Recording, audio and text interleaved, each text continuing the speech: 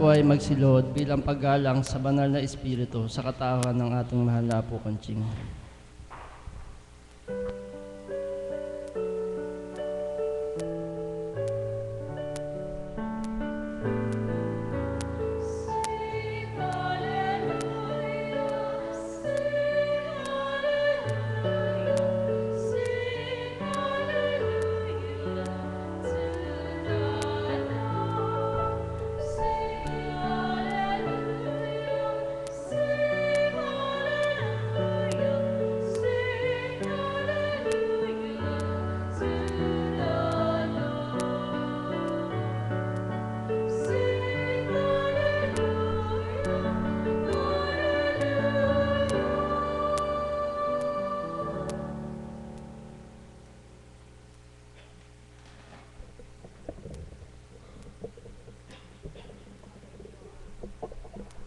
Papuri at pasasalamat din sa iyo.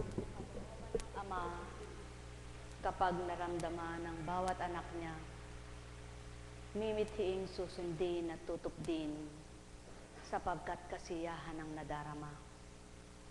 Kapag natutunan kung sino siya at ano siyang sinusundan, di na mimithiin pang siya'y mawalay sapagkat kung papaano pinahahalagahan ang anumang pinahalagahan ng bawat isang nilalang, ang may higit na dapat pahalagahan. Ang may pandinig ay nakarinig.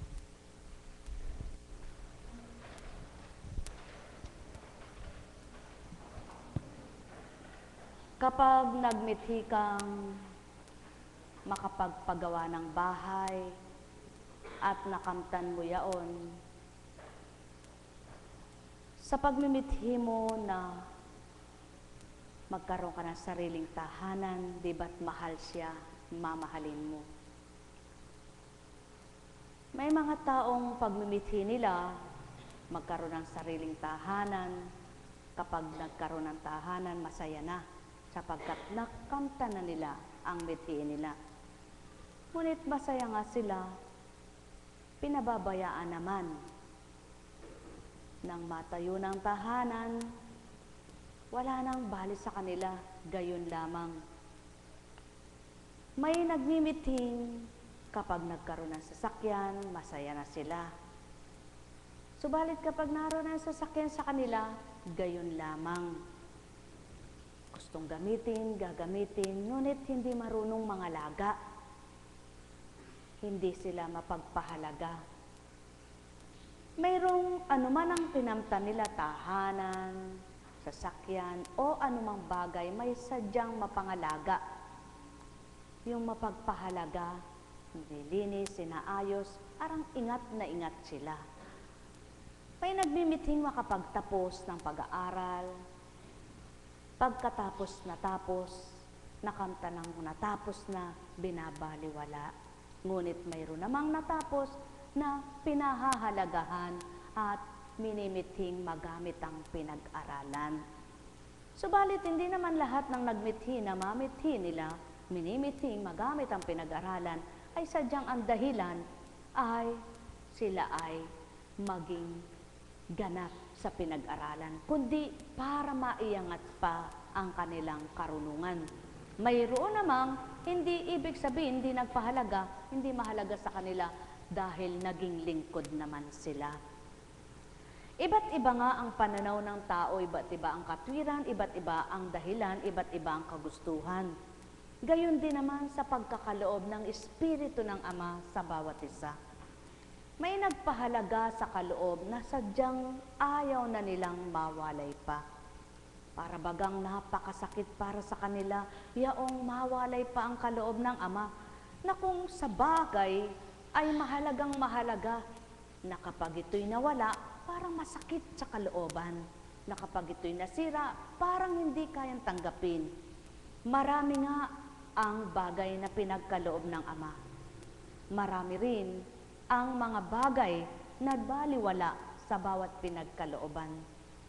Ngunit kung hindi pinahahalagahan ang bagay, dapat ang kaloob ng Ama higit na pahalagahan. Dapat kung hindi nagpapahalaga sa anumang kinamtan at hindi ito nagpahalaga dahil baliwala lamang, ang kinamtanawang Ama na nakilala at nagpakilala ay gawing napakamakabuluhan. Gayon nga ang buhay dito sa lupa. Hindi pare-parehas ang nagiging buhay, hindi pare-parehas ang nagiging pag-uugali, hindi pare-parehas ang nagiging pag-iisip, hindi pare-parehas ang nakakamtan. Ngunit ang bawat isa'y taong matatawag at ang bawat tao, Ama ang may lalang. Kung mag-iisa lamang ang tao para siya'y magpakabuti, paanong tutuparin at matutupad ang kabutihan? Ngunit kapag marami ang nagpapakabuti at ginagawa nilang kabutihan at ang kabutihan mula sa Ama ang kinatanggap nila at ginagawa nila, marami ang makikinabang. Gayon nga ang buhay dito sa lupa. Kung minsan ang pagpapahalaga ng kapwa mo, di pinapahalagahan ng kapwa-tao. Subalit, ang kahalagahan at pagpapahalaga ng Ama, lahat ng binahagi niya, lahat ng bahagi niya, mahalagang mahalaga sa Kanya. Kaya naman ang mga anak niyang pinahahalagahan at napakamakabuluhan, walang tugot ang Ama para sikapin na ang mga anak niyang binuhay na ito ay maging maayos ang lahat, maging mabuti ang lahat, at maging angkop sa Kanya ang lahat. Kaya naman ang Amang itong walang maliw sa Kanyang pagmamahal at walang humpay sa Kanyang pagdudulot, pagbibigay sa lahat. Wala nang ginawa, kundi maghanap ng paraan para sa Kanyang mga anak na minamahal. Wala nang gagawin kundi maghandog ng ikabubutit makabubuti. Ngunit anuman ang gawin niyang kabutihan at pagtupad niya sa kabutihan, sadyang may anak pa rin siyang hindi nagiging mabuti. Ano nga ba kaya ang dahilan bakit ganito? Yaon ang patotoo na nagmula sa alabok, marupok, at madaling madurog. Ganyan nga ang buhay dito sa lupa. Ngunit gayon pa man ang buhay dito sa lupa, wala pa rin tugot ang Amang pagpaparaya ang ginagawa. At ang mga anak niyang tunay na sa Kanya'y tumanggap at kumikilala, ang pagpaparayang iyon ay nadarama nila. Ang pagmamahal niya ay damang-dama nila. Ang pagbibigay sa kanila ay nadarama nila. Nawa bilang mga anak na kapatirang Divine Mercy tinatawag, bilang nakasumpong ng tunay na liwanag, bilang tinanggap ay Diyos ng liwanag, bilang tinanggap ang Diyos ng katotohanan, maiba kayo sa mga kaibang kilos at galaw, gawat salita, pananaw sa buhay ng inyong kapwa. Ang may pandinig ay nakarinig. Nekkarameneyahanam, nekkarameneyahanam, nekkarameneyahanam. Buhay ba ang Ama? Buhay ba ang Ama? Buhay nga ba ang Diyos? Bakit nga ba hindi makuha-kuha ng tao ang kalooban ng Ama? Ano nga ba ang nagiging dahilan? Ano nga ba ang magiging dahilan? Ano nga ba ang naging mga dahilan? Kung minsan, hindi kayang tanggapin, ngunit ito'y nagaganap at tunay na nagaganap. At ang pahayag at pagpapahayag ng Espiritu ng katotohanan ay buong sanlibutan, pangkalahatan, pangkabuuan. Lamang kung nasaan ang nangungusap, yun ang mga nakatitig kapag may nakikinig. Lamang kung saan ang pinangungusap, ang mga kaharap siyang nakakakitang ganap. At ang mga may pandinig siyang nakaririnig. Subalit ang wika ng Ama, ang katotohanan ang nais niyang masilayan sa lahat. Kaya't kung papaano naman ang Amang nangungusap sa katauhan ng mga ginagamit, kung hindi nakakaunawa ang tagamasid at tagapakinig, yaon ang nagiging dahilan para magkasala ang isip. At yaon din ang nagiging daan para magdamdam pang lubos ang damdamin. Subalit kung lahat ng tagapakinig at lahat ng nakikinig, lahat ng nagmamasid ay Ama ang nasa isip, Amang nasa kalooban, lahat makikinabang na ganap. At yaon ang nais ng Ama, sa salita niya'y makinabang ang ganap at patuloy na magpakaganap at ang mga gawa niya'y patuloy hanapin nang sa kanya'y naghahanap upang ganap siyang masumpungan. Ang may pandinig ay nakarinig. Nekkarameneyahanam, nekkarameneyahanam, Nekkarameneyahana. Kung magsusuri nga lamang ang bawat isa, sino bang may kagustuhang mahirapan? Sino bang may kagustuhang masaktan? Sino bang magigiwang-giwang? Sino nga ba? Sinong magigiwang-giwang? Tao na alingas-ngas at mapag-alinlangan. Mga minamahal, parang gulong. Kapag sira ang preno, maaring maggiwang-giwang ka. Kapag ang gulong ay nakakulabyos, maluwag, maaring gigiwang-giwang din.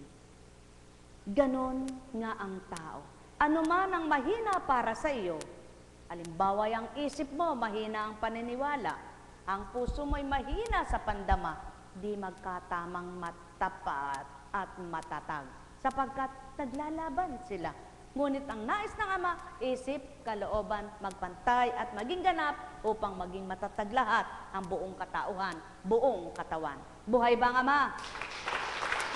Kaya ang sa tuwin ay habilin at pangaral, maging marapat kung pagninilayan. Ang puot at galit ay iwasan. Ang puot at pagngingit-ngit ay dapat ding kamuhian. Ngunit sa makasalanan, yan ay pangkaraniwan. Natatandaan ng Panginoon ang kasalanan ng bawat tao at ang mapaghiganti ay paghihigantihin din siya. Patawarin mo ang kapwa sa kanyang pagkukulang at pag ikaw ay dumalangin sa Diyos, patatawarin ka rin naman. Ang pagtatanim ng galit laban sa kapwa, pag tumawag sa Panginoon, walang kakamting awa. Kung hindi ka nahahabag sa iyong kapwa, paano mong ihihingi ng tawad ang iyong mga kasalanan? Kung ikaw ay tao lamang ay nagkikimkim ng galit, sinong magpapatawad sa iyo sa mga kasalanan mo? Alalahanin mo ang iyong wakas at pawiin mo ang iyong galit. Isipin mo ang kamatayan at sundin mo ang kautusan. Dili-dilihin mo ang kautusan at huwag kang magalit sa kapwa. Alalahanin mo ang tipan ng kataas-taasan at matututo kang magpatawad. Ito ang mahirap gawin ng tao, sapagkat ang isip nga ay mahirap umunawa sa totoong dapat ay unawain. Ngunit kapag ang tao ay totoong tumanggap sa Ama, ay walang tao at di magkakaroong tao na makitid ang pangunawa.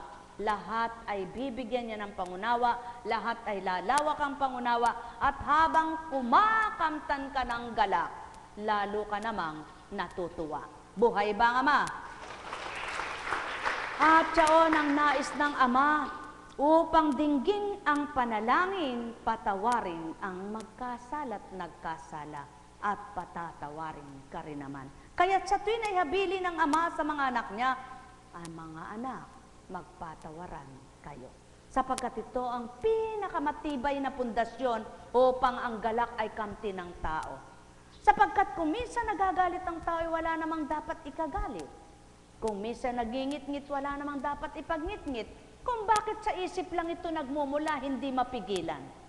Sapagkat kung ang isip ay malawak ang pangunawa at may pangunawa, walang magtatanim ng galit. Kaya nga ang wika ng Ama, may ginawa man sa iyong di tama ang kapwa mo, patawarin mo't ako ang bahala. Sapagkat kung paano mo binigay ang pagpapatawad, ikay akin ding patatawarin. Sapagkat wala namang taong banal. Lahat ay nagkamali, nagkasala. Lamang hindi kayang tanggapin ng tao kung ano ang kababaan. Kaya't ang nagpapakababa ay tinataas at ang tinataas lalo pang naaangat sa lupa. Mga minamahal, kay buti ng Ama, kay dakila niya, lahat ng marapat ay binibigay niya, ang dapat ay kamtin ng mga nagpapakaganap. Nekkarameneyahana, nekkarameneyahana, nekkarameneyahana. Kaya't mapapalad ang mga di alintana ang sarili, kundi ang Ama ang binibigyang kaparaanan sa puso at isipan upang malubos ang pagdaloy ng kanyang kabanalan at malukuban sila ng kapuspusan. Ang may pandinig ay nakarinig. Nekkarameneyahanam, nekkarameneyahanam, nekkarameneyahanam. Buhay ba ang Ama? Kapag hindi mo maabot ang pangunawa na mula sa Ama, kapag nagsumbong yung anak mo, halimbawa ay nagsumbong siya, kinurot eka ako ni ganun, nagingit-ngit ka, ano ituturo mo dahil wala kang pangunawa at ikay may galit sa puso mo? Kurutin mo rin eka, di ba ga? Ngunit kapag mababa ang loob mo at nasa puso mo'y Ama, ang isip mo'y malawak, pabayaan mo na anak. Umiwas ka para hindi ka makurot. Layuan mo para di ka kurutin. Di ba gatya ang nais ng Ama na maituro sa lahat? Kaya't wala rin pinagkaiba sa kapwa mo matanda na.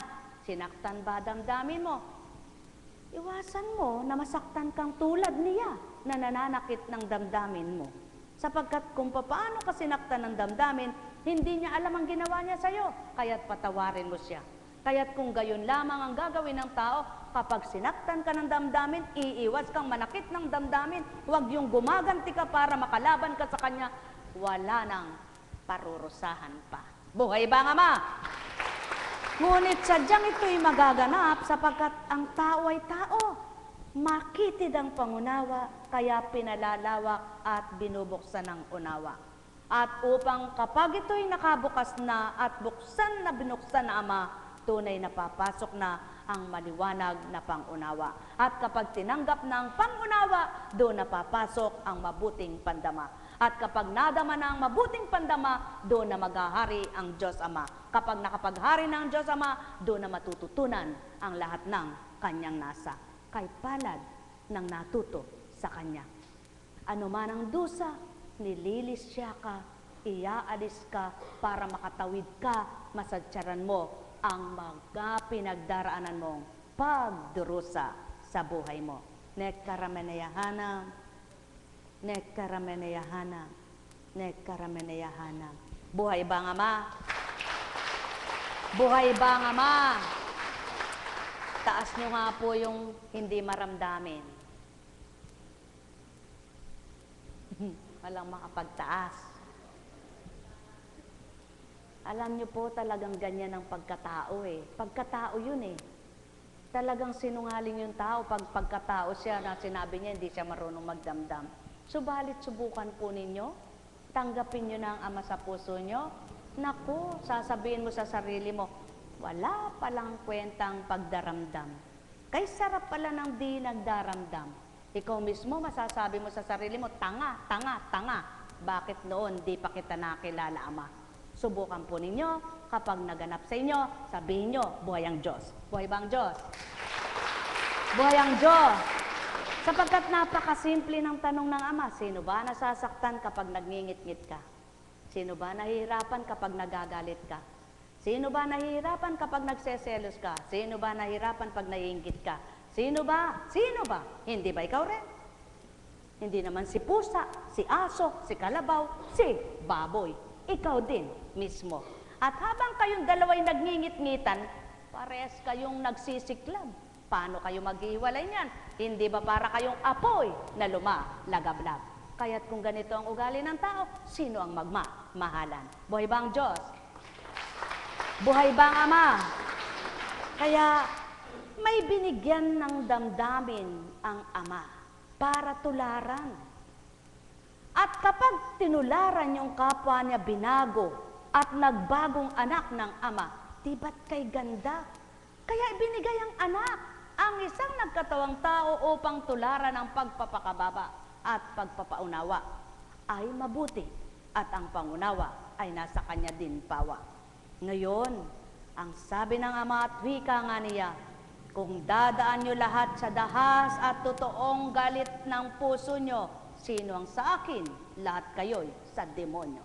Buhay ba ang Ama? Mga minamahal, pawang katotohanan. Kaya't ang wika nga, di ka naman mamamatay kung magpakababa ka.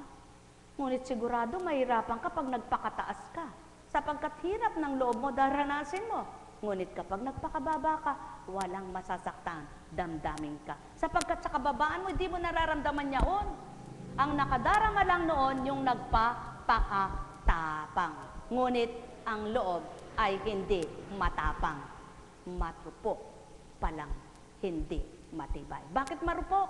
Sapagkat yun ang pagkakatotohanang alabok na turingan. Buhay ba nga, Ma? Kaya,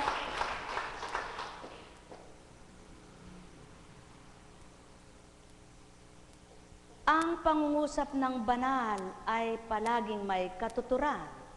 Ngunit ang sinasabi ng hangal ay pabago-bagong parang buwan. Buhay ba nga, Ma? Kung pagninilaya ng buwan ay talagang nagbabago siya kung saan siya nakalagay. Kilos-kilos. At nagsisimula siya sa first quarter, second quarter, third quarter, fourth quarter. Tapos, full moon. Ngayon, ikaw ba? Nandun ka sa musmus na pangunawa sa kabanalan. Ngunit, kinikilala mo ang Ama. Dapat nararagdagan tulad ng buwan. At patuloy ka pang kumikilala. Dapat padagdag ng padagdag tulad ng buwan. Kilalanin mo pa at patuloy mo kilalanin, mabubuo rin tulad ng buwan. Sapagkat kung ang buwan ay nabuo ng Ama, ikaw na anak na naghanap sa Kanya, bubuuin ka rin niya. Buhay ba ang Ama? Mga minamahal, ang numanamnam sa banal na aral, nasisiyahan na tuwiran, at ang bawat nasiyahan, tuwirang nagtatagumpay sa kamalian. Sapagkat nalilihisan niya ang dapat iwasan. Ang may pandinig ay nakarinig. Masaya ba kayo? Sumaya ba kayo? Buhay na kayo. At pulmon na kayo. Buhay ba ang Diyos? Buhay ba ang Diyos? Kapag ang kausap mo'y hangal, magmadali kang umalis. Ngunit kapag marurunong, manatili kang nakikinig. Kumisa ng tao, alam niya nang mali yung kausap niya. Alam niya nang nagngingit-ngit, para bagang sinususugan pa. Sa halip na iwanan, sinususugan pa. Para bagang pinagsisiklab talaga. Anong uri kaya ang taong gayon? Di ba't kung may isip ka, ang nagsisiklab na kapwa mo, uurungan mo at iiwasan mo para hindi ka matuto na magsiklab tulad niya. Kaya lamang, sadyang dito sa lupa'y tao-tao nga. Kaya ang nais ng Ama, ang Espiritu niya'y iangkop sa tao upang ang ugaling tao at pag-iisip tao, damdamin tao ay mawala at ang kalooban ng Ama siyang maghari sa isip at kalooban ng bawat isa. Ang may pandinig ay nakarinig. Buhay ba ang Ama? Buhay ba ang Ama? Kaya may maliit na bagay sa katawan ng tao, ngunit nagdudulot ng napakalaki. Ano nga kaya at ano ito? Sumpain ang madaldal at mahabang dila. Maraming nananahimik ang kanyang pinapag-away. Marami nang ipinahamak ang dilang mapagpamasok at mapagpahamak, mapanghimasok. Buhay ba ang Ama? Gayon nga ang tao. Kay liit na parte ng bibig ng tao na naroon sa loob ang dila nito. Kung paano nagpupuri, siya rin naman naggagawa ng masama. Kaya kung magninilay ang tao, dilay pigilin, huwag paalpasin sa di marapat sabihin. Buhay ba ang Ama? Pawang katotohanan, mga minamahal, hindi ito nagaganap sa taong maliwanag ang isip. Hindi nagaganap ito sa taong malawak ang pangunawa. Nagaganap lamang ito sa mga taong sarado ang diwa at makitid ang pangunawa. Kaya't ang nais ng Ama, lumawak ang pangunawa mo sa kanyang katotohanan, mabuksan ang kaisipan mo para sa kanyang kabanalan upang ang makitid mong pang-iisip ay mawala. Ang may pandinig ay nakarinig. Buhay ba ang Ama? Buhay ba ang Ama? Buhay ba ang Ama? Pawang katotohanan. Iwasan mo ang pagtatalo ng di ka laging magkasala. Ang mainitin ng ulo ay laging napapaaway. Ang masamang tao ay naghasik ng alitan. Ang makakaibigan ay pinag-aaway-away. Ang inilalaki ng apoy ay nasa dami ng gatong. Buhay ba ang Ama? Kung maliit pa lamang ang salita, pinuputol na't inaampat na. Walang lalawak at hahabang salitang hidwaan sa tao sa lupa. Lamang ang taong walang pangunawa, ito ang hinahanap at patuloy na ginagawa. Ngunit ito'y rumal-dumal sa pananaw ng Amang dakila. Nawa kung tao ay naghahanap ng kabanalan at tuwirang hinahanap ay Diyos na walang hanggan, maramdamang tuwiran ang pagmamahal niya upang magawa ang lubos na pagtanggap sa kanyang walang hanggang habag at awa. Ang may pandinig ay nakarinig. Nekkarameneyahana, nekkarameneyahana, nekkarameneyahana. Buhay ba ang Ama? Buhay ba ang Ama? Tapat ba ang Diyos? Totoo po ba ang Diyos? Ang sabi ko po kanina, Panginoon, hindi po ako nagbukas ng Biblia. Kayo na po ang bahala kung ano ang bubuksan mo. Sapagkat may mga sinisipian po ako. Ngunit kapag hindi ginusto ng Ama, hindi ko naman yun mababasa. At yan po ang patotoo. Kapag nagbukas ka ng ganyan, kung alin ang gusto niya, siya ang mababasa mo. Dahil sa dami ng pahina na ito, sa dami ng nakatala, kung ikaw mismo ang maghahanap dyan para ito'y basahin mo, mahirapan ka. Ngunit kapag siya ang nagbigay, ang kaukulang mensahe sa araw at oras na ito, yun ang kanyang binabahagi. Buhay ba ang Diyos? Buhay ba ang Diyos? Walang pinagkaiba. Halimbawa, sabik na sabik ka nang matikman mo yung bunga ng langka. Miat-miya, tinitingnan mo. Miat-miya, tinitingnan mo. Inip na inip ka na. Gusto mo nang pigtasin at ikaw na magpahinog. Kaya mo ba? Gayon lamang. Kung may hinihiling ka sa Ama, hindi naman pwedeng pigtasin mo at kunin mo na eh. Kaya anong gagawin mo? Tulad ng paghihintay mo, hindi mo kayang mahinog ang langka, batahin mo ito hanggang ibigay ng Ama yung kahilingan mo. Ang gawin mo, magpakatapat, magpakababa, at magpatawad para nang sa gayon, kanyang ilahad. Buhay ba ang Ama? Alam kong may magagawa ang Ama. Katulad nito, ang pakay niya rito, manalangin para siya ay magpagamot at gayon. Ganyang kumilos ang Ama. Sa hindi namamalaya ng bawat isa, kapag nangusap ang Espiritu Santo, ang daral ng salita'y dire-diretso. Kung sino yung tamaan, nakakadama. Hindi katulad ng tabak na kapag ka hiniwa sa'yo, masasaktan ka. Kundi, hinahambing sa tabak na diretsohan at kabilaan, subalit hindi sakit ang binibigay, galak at tuwa. Buhay ba ang Ama? Alam kong may magagawa ang Ama. Kaya hahanap-hanapin mo. Patuloy mong aapuhapin dahil siyang-siya ka. At siyaon yung mga naaaliw sa mga pangaral ng Ama. Tuwang-tuwa sa pakikinig sa Kanya. Sapagkat naaaliw, natutuwa, pati puso nila. Alam kong may magagawa ang Ama. Alam kong may magagawa ang Ama.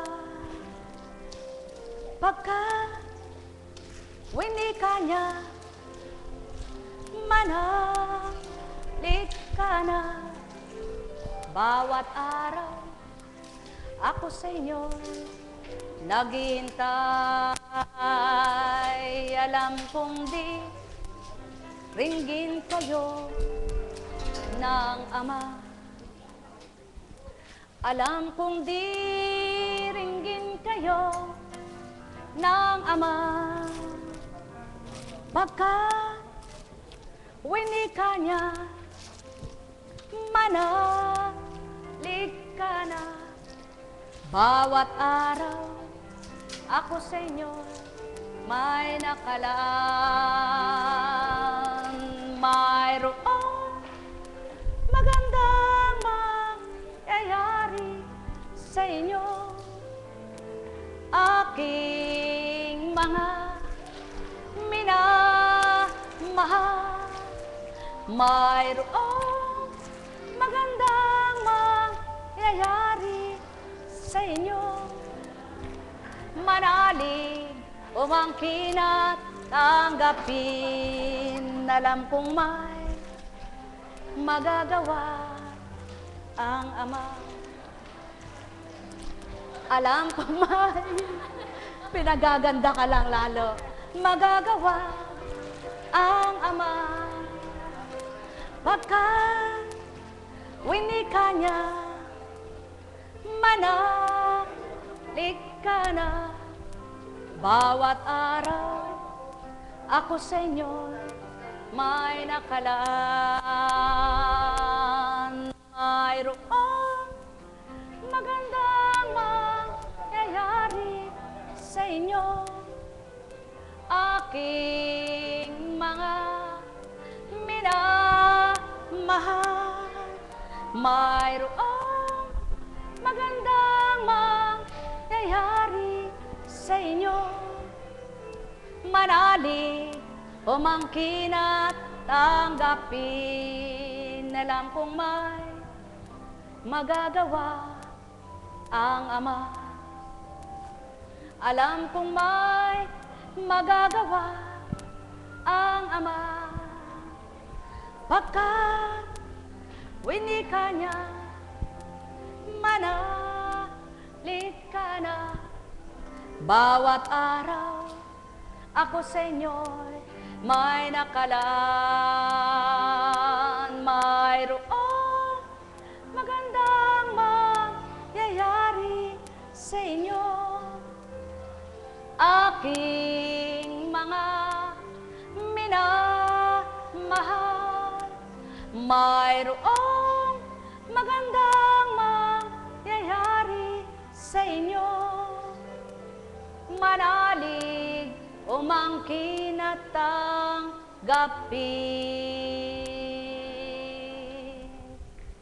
Mga minamahal, sadyang hindi natin maunawaan ang mga banal na salita dahil matalinghaga,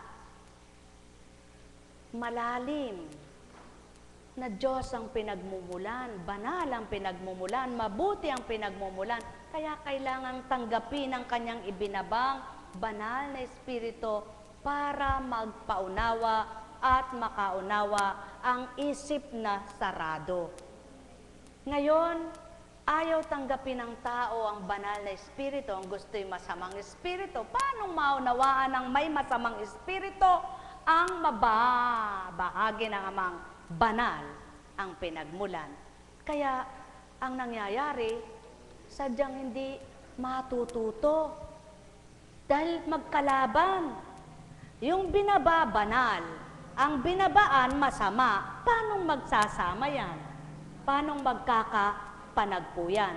Kaya, kapag hindi natututo, kapag hindi nakatanggap, kapag hindi nakapagbago, sino ang nangunguna? Pagkatao. Di ba ga? Pagkatao. At yung pagkatao na yun ay may umaalipin. Sapagkat yung umaalipin na yun, yun ang patuloy na pinananaig at tinatanggap. Kaya hirap tumanggap doon sa binaba. Naunawaan nyo na po ba? Naintindihan nyo po ba? Halimbawa, maganda sinasabi, nangungusap sa kanya, ang nasa kanya masama. Tatanggapin nyo po ba yung maganda? Siyempre, maglalaban po yun, ano? Ganun po ang nangyayari dito sa mundong ito. Yung mabuti, hindi matanggap ng masama. Subukang alisin ng masama, tatanggap lahat. ang tao sa mabuti pala. Buhay ba ang Ama? Buhay ba ang Ama? Kaya magpuri kayo't magpasalamat sa Ama, yaong kaisipan nyo'y binuksan at nakaunawa, sapagkat kayo rin naman ang masisiyahan pag malawak ang pangunawa nyo. Maklawak ang pagtitimpi nyo. Pag makitid ang unawa nyo, makitid ang isip nyo, madali kayong masaktan. Buhay ba ang Diyos? Buhay ba ang Diyos? Subukan ninyo. Kapag nakita ninyo ang katotohanan, na ang pawang katotohanan ng magpapalaya lamang ay Diyos na walang hanggan, kayo rin ang magsasabing, kay sarap-sarap mabuhay, lalo na't kung may pagmamahal, dakila ka amang walang kapantay, ang sa amin ay alay. Ang baba, di ba? Sadyang totoo, napakahirap magpakababa. Madali pa yung magmataas eh. Ang buhay, tulad ng isang awit lamang, ngunit paano kung mataas at di mo kaya? Patuloy kang nagmamataas para lamang awiting pinakataas-taas mo, hindi mo naabot, napyok ka. Ganyan lang ang buhay. Ngunit sa pagpapakababa, patuloy kang magpakababa, sa hindi mo namamalayan, mahirap mang gawin. Ngunit nang matutunan mo na at patuloy mong ginagawa, hindi mo alam na aabot mo na ang kataasan ng Diyos na dakila. Kaya't dapat ang maging ugali ng tao ay pantay. Ang buhay, tulad ng isang awit lamang, mayroong simula at may katapusan, kaya't ang wika ko dapat niyong tanggapin. Yang Diyos na hindi nyo nakikita, tao mararamdaman sa puso nyo.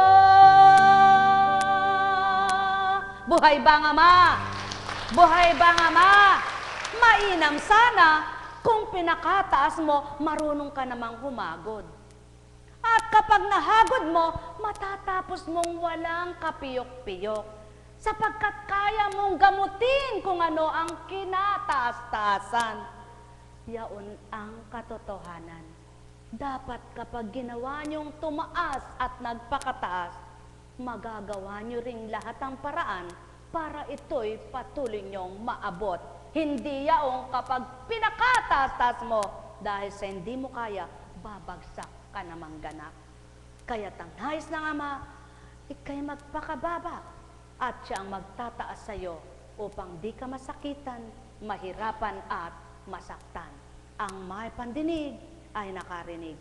Nekkarameneyahanam, nekkarameneyahanam, nekkarameneyahanam. Buhay ba ang Ama? Buhay ba ang Ama? Tapat ba ang Diyos? Kaya't dahil tapat ang Diyos,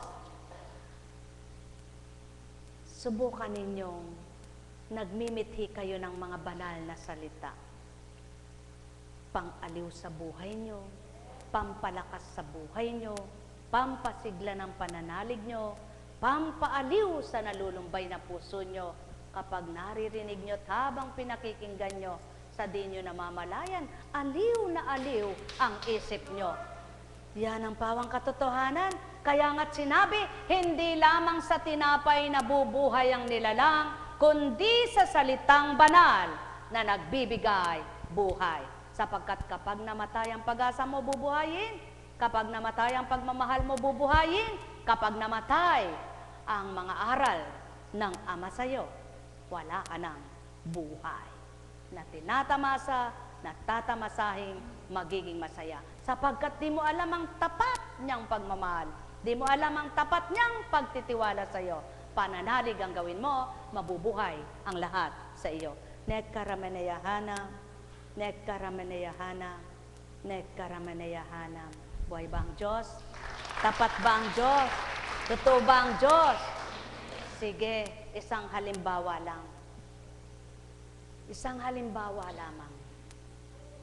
May anak ka, halimbawa, gwapo, maganda, Halimbawa, no? O kung maganda, kung wala kang anak na babae, gwapo, kung lalaki siya. Kung wala kang anak na lalaki, maganda, babae siya eh. Ngayon, takot ka sa anak mo na yan na dahil sa ganda niya, kung ano-ano iniisip mo, halos gusto mo, ikulong mo na lang. Lalakarin niya dapat eh. Ayaw mo. Maligaya ba'y anak mo? Liligaya ba anak mo sa ganda niya, sa kagandahan niya? Sasaya kaya siya? Kung nakakulong naman siya, walang kalayaan dahil sa takot mo. Ano ibig sabihin dyan? Palayain ninyo lahat ang takot nyo at magpapaligaya sa puso nyo. Sapagkat ang takot ay sa isip lang at ang gala ay sa Ama. Buhay bang Ama? Kaya kung ano man ang kinatatakutan ng isip nyo, hilingin nyo sa Amang palayain kayo. Isang halimbawa lang ang anak nyo. Kung ang anak nyo ay ikukulong nyo sa takot nyong baka siya, mag-asawa agad, makapag-asawa agad, di makatapos, ganito, ganito, kung ano-anong kumukuri-kuri sa isip nyo, dinudumihan na ang isip nyo sa takot nyo, kung ano-ano nang pumapasok, wala na ang Diyos Ama sa isip nyo, sapagkat ang takot ng nagahari. Maligaya ba kayo? Di ba puro takot? Masaya ba kayo? Magiging maligaya ka ba? Puro takot ang nasa iyo. Alisin mo lahat ito. Ibigay mo lahat sa Ama. Pagkatiwala mo, tulad ng kinatatakutan mo, may sakit ako, mamamatay na ako. May sakit ako, makamamatay ito. Alisin lahat ang takot. Ang ibibigay ng Ama, ang tapang para bukas, mamaya, maligaya ang puso mo. Buhay bang Ama? Kaya't kung bawat araw gagawin ninyong pananalig ay tapat, mabubuhay ang pagtitiwalang may bukas pa. Lagi niyong tatandaan, may bukas pa. Ang kapwa mo mahina ang pananampalataya, hindi makapagtitiwala sa may bukas pa. Ngunit ikaw na matibay ang pananampalataya, pagtibayan mo magaganap. Upang sa gayon, huwag kang matangay sa taong may panghihinang loob. Para ikaw ang makatangay sa Kanya at di ikaw ang matangay sa Kanya. Buhay bang Ama? Kaya ang wika ng Ama, pag pinagdaop kayo, halimbawa ay mag-asawa, mahina ang loob ng isa, dapat ang isa'y malakas. Sapagkat maghahatakan kayo. Kung pares kayong mahina, pares kayong lugmo. Kapag malakas ang isa at ang isa'y mahina, hinahatak ng malakas. Kaya't ang wika ng Ama, huwag pares na nasa dilim, kundi ang isa'y nasa liwanag. Upang ang liwanag ang panaigin at ang bawat liwanag na nababahagi sa isang nadidimlan, ang pananaigin ng Ama ay ang kaliwanagan. Pagharian kayo, mahal na mahal ko kayo. Tuwiran kong tinuturan, mahal na mahal ko kayo. Nekaramanayahana, nekaramanayahana, nekaramanayahana. Buhay bang Ama? Kaya wala rin pinagkaiba sa isang natapos pagduwag. Tapos ka na, nakatapos ka, takot ka namang mag-apply ng trabaho dahil baka ikay hindi makapasa. Kung ano-ano iniisip mo, lalapit ba sa iyo trabaho? Di ba hahanapin mo ito? Wala rin pinagkaiba kapag pinanaig mo yung takot mo, ayaw kong pumunta roon. Baka kung ano-ano. Yung ba, yun ang inaalis ng Ama. Yung bang baka, alisin yung baka, gawin yung sigurado. Buhay ba ang Diyos? Buhay ba ang Diyos? Mga minamahal, pagharian kayong lubos. Takot kang sumuong, baka hindi umasenso, baka malugi ka. Paano ka magnenegosyo? Kaya dapat lahat ay may tapang ang paglaban. At ang tapang na paglaban kasama ang pagtitiwala, pananalig at pag-asa sa Diyos Amang dakila. Pagpalain kayo. Buhay ba ang Diyos? Buhay ba ang Diyos? Tapat ba ang Diyos? Totoo ba ang Diyos? Kaya napakahalaga ng salita kapag pinakinggan mo at nabuhay sa diwa mo, itong bubuhay ng ligaya at pag-asa. Pagpalain kayo. Sa pangalan ng Diyos Ama, Diyos Anak, Diyos Espiritu Santo, magsihayo kayong may galak sa puso nyo. Matigib kayo ng pangunawang totoo, mabuksang ganap ang inyong mga pangunawa at tumanggap kayo patuloy sa kalooban ng Ama, upang kung papaano nyo siya tinanggap at makapagharing ganap sa inyong buong katawan, siya rin ang magbibigay kalayaan sa lahat ng hindi dapat. sa isip, sa salita, at sa gawa. Pagpalain kayo. Tayo na, Sa Antipolo.